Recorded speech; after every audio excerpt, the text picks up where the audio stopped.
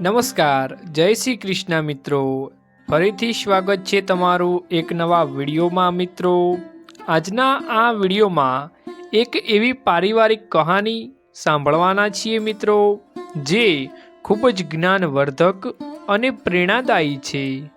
આ કહાની દરેક વ્યક્તિએ જરૂરથી સાંભળવી।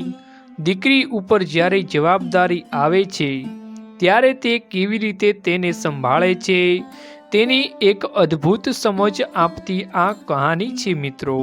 તો તમામ મિત્રોને વિનંતી કરીશ કે આ વિડીયોમાં અંત સુધી જોડાયેલા રહેજો અને વિડીયો પસંદ આવે તો લાઈક શેર કરજો, અને જો હજુ સુધી તમે અમારી ચેનલને સબસ્ક્રાઈબ ના કરી હોય તો સબસ્ક્રાઈબ કરી લેજો, અને કમેન્ટ બોક્સમાં હર હર મહાદેવ લખવાનું ભૂલશો નહીં, જેથી કરીને ભોળાનાથની કૃપા તમારા ઉપર સદાય બની રહે। તો મિત્રો, સુંદરપુર નામે એક ગામ હતું। તે ગામમાં એક ગરીબ ખેડૂત રહેતો હતો। તેની એક નાની ઝૂંપડી હતી। ગરીબ હતો પણ મનનો અમીર હતો મિત્રો। ઝૂંપડી હતી પણ આદર્શ ઘર હતું। તેને એક નાની દીકરી હતી। નાનપણમાં તેની માતા ગંભીર બીમારીમાં સપડાઈ અને તે સ્વર્ગ સિધાવી ગઈ। નાની લાડકીને પિતાના આધારે મૂકીને ચાલી ગઈ। ગરીબ ખેડૂત ઉપર દુઃખના ડુંગર તૂટી પડ્યા। ઘર નાનું હતું, ઝૂંપડી હતી, પણ તે ઘરમાં રામાયણ જેવા મહાન ધર્મગ્રંથ રાખતો હતો। ગરીબ ખેડૂત ખેતી કરે, મજૂરી કરે અને તેનું ગુજરાન ચલાવે।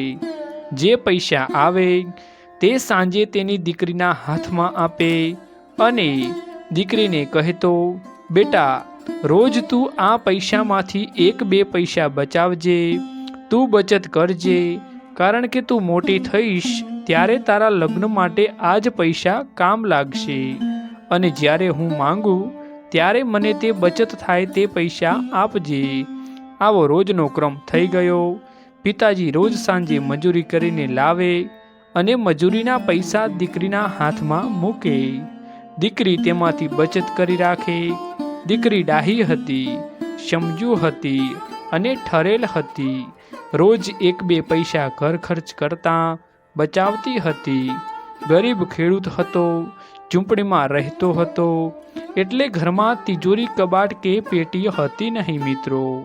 એટલે દીકરી રોજના બચાવેલા પૈસા તેના નાનકડા ઘરમાં રામાયણ હતું તેમાં મૂકી રાખતી હતી। વર્ષો વીતી ગયા। કન્યા પરણાવા લાયક થઈ ત્યારે પિતાને થયું કે દીકરી પાસે કેટલી બચત છે તે માંગી જોઉં। આમ વિચારી પિતાએ દીકરી પાસે પૈસા માંગ્યા અને કહ્યું, બેટા, પેલા પૈસા ક્યાં મૂક્યા છે, લાવજો, કેટલા થયા છે?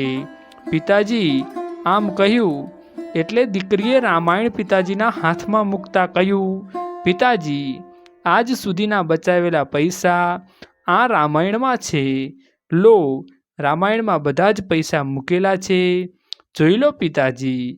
દીકરીને ટોકવા લાગ્યા પિતાજી અને કહ્યું કે બેટા, આમાં પૈસા મૂકી રખાય? જો કોઈ ચોર ચોરી ગયો હોત તો આજે હું શું કરોત? તારા લગ્નનો ખર્ચો કઈ રીતે પૂરો કરોત? અને આપણે ગરીબને પૈસા પણ કોણ આપતું? જો પૈસા ચોરાઈ ગયા હોત તો હું સમાજને શું મોટું બતાવોત અને તારું લગ્ન કઈ રીતે કરોત? ત્યારે દીકરી શાંતિથી જવાબ આપ્યો કે પિતાજી, જે રામાયણ વાંચે તે કદાપી ચોરી કરતો નથી, અને ચોરી કરે તે કદાપી રામાયણની ચોરી ના કરે, અને રામાયણ વાંચતો હોય તે કદાપી પણ મિત્રો ચોરી ના કરે, તેવું દીકરીએ તેના પિતાજીને કહ્યું। ચોર રામાયણની ચોરી શું કામ કરે? એટલે મેં બધા પૈસા રામાયણમાં મૂકી રાખ્યા છે અને આજ સુધી બધી બચત સહી સલામત છે, તમે જોઈ લ્યો। અને પિતાજીના મુખમાંથી ત્યારે શબ્દો નીકળ્યા, શાબાશ બેટા, શાબાશ, દીકરી હોય તો આવી। તો મિત્રો, તમને આજનો આ વિડીયો સારો લાગ્યો હોય તો તમારા મિત્રોની સાથે શેર કરી દેજો। મળીશું એક નવા વિડીયોની સાથે।